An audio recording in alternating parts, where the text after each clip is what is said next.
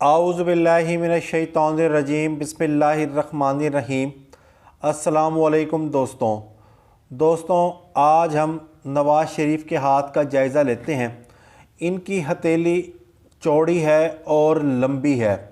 ऐसे लोग बड़े बासलाहियत लोग होते हैं और इंतज़ामी अमूर में इनकी बहुत ज़्यादा काबिलियत होती है। इसके साथ अगर हम इनकी मरकरी फिंगर देखें जो कि रिंग फिंगर की पहली पोर तक आ रही है, तो ऐसे लीडर्स की कम्युनिकेशन स्किल्स बड़ी शानदार होती है। उनकी तकरीर में बड़ा जादू होता है, लोग उनकी तरफ बहुत ज़्यादा अट्रैक्ट होते हैं। इसके साथ इनकी जो रिंग फिंगर है, अपोलो फिंगर है, ये भी बड़ी शानदार लंबी है जो कि फेम को जाहिर कर रही है। और इनकी जुपिटर फिंगर भी काफ़ी ज़्यादा लंबी है जो कि बड़ी उंगली के बराबर आ रही है, जो कि लीडरशिप क्वालिटीज़ को जाहिर कर रही है। इनका अंगूठा कर्व्ड है मगर सख्त है, जो कि ज़िद्दीपन को जाहिर कर रहा है, अकड़ को जाहिर कर रहा है। ऐसे लोगों के अंदर अकड़ काफ़ी ज़्यादा होती है और ये जहाँ पर डट जाते हैं वहाँ पर डट जाते हैं, अपने मौक़िफ़ से पीछे नहीं हटते। इसके अलावा इनका माउथ ऑफ जुपिटर बहुत ज़्यादा शानदार पुरगोश्त है जो कि इक़्तिदार को जाहिर कर रहा है। और यहाँ पर स्टार भी मौजूद है और क्रॉस भी मौजूद है। तो स्टार और क्रॉस दो शोबों में कामयाबी को जाहिर कर रहा है, जो कि सियासत में भी मियाँ साहब कामयाब हैं और तिजारत में भी कामयाब हैं।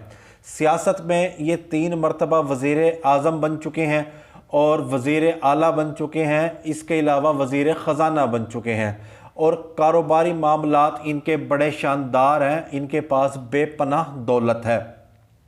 इसके अलावा क्रॉस शादीशुदा ज़िंदगी को जाहिर कर रहा है कि मियाँ साहब की शादीशुदा ज़िंदगी बड़ी शानदार रही है। इनकी ज़िंदगी मोहब्बत से भरपूर रही है। इसके बाद अगर हम देखें इनके तमाम उभारों को, उभार माउथ ऑफ वीनस इनका काफ़ी ज़्यादा पुरगोश्त है मगर हथेली से बाहर निकल रहा है। पुरगोश्त होना अच्छे इंसान की निशानदही तो करता है कि ऐसे लोग ऐशो इशरत के साथ ज़िंदगी गुजारते हैं। इनका मजहबी लगाव भी काफ़ी ज़्यादा होता है, मगर ये थोड़ा सा हथेली से बाहर निकलना, दौलत के पीछे भागना, मादा परस्ती को जाहिर कर रहा है।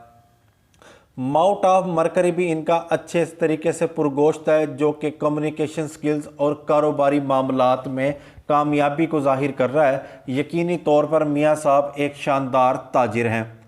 साथ ही अगर हम देखें माउथ ऑफ सन शोहरत को जाहिर कर रहा है। मियाँ साहब यकीनी तौर पर 80 की दहाई से लेकर आज तक बेपनाह शोहरत हासिल करी और वो अब भी बहुत ज़्यादा मकबूल हैं। इसके बाद है माउथ ऑफ ज़ोहल। माउथ ऑफ ज़ोहल जो है मियाँ साहब का पुरगोश्त नहीं है, तो मुमकिन है मियाँ साहब माउथ ऑफ ज़ोहल के पुरगोश्त ना होने की वजह से इक़्तिदार से बाहर बार बार निकाले गए हों। माउथ ऑफ जुपिटर इनका काफ़ी शानदार है। माउथ ऑफ मून इनका मुनासिब है, ये पुरगोश्त नहीं है।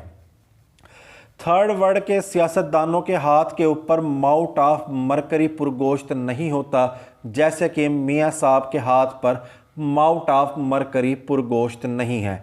यहाँ के सियासतदान लारे न्यारे की सियासत करते हैं, ये पॉलिसी मेकर नहीं होते।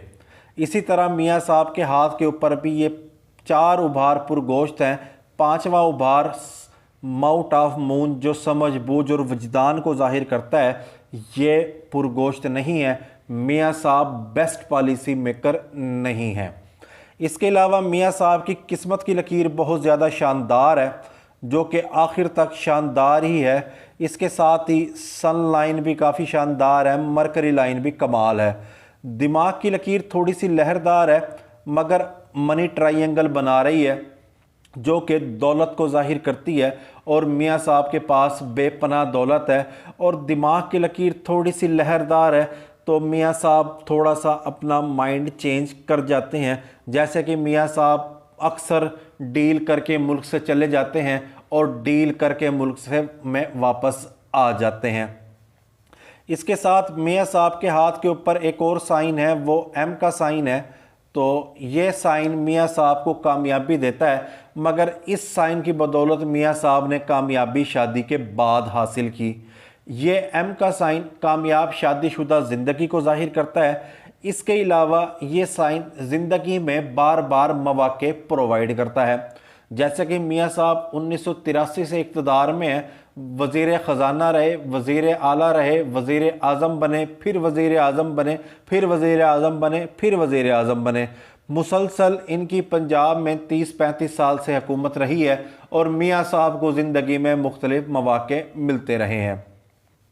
मियाँ साहब की नाकामी की वजूहात ये हैं कि मियाँ साहब की ज़िंदगी की लकीर, दिमाग की लकीर और दिल की लकीर एक जगह से निकल रही है।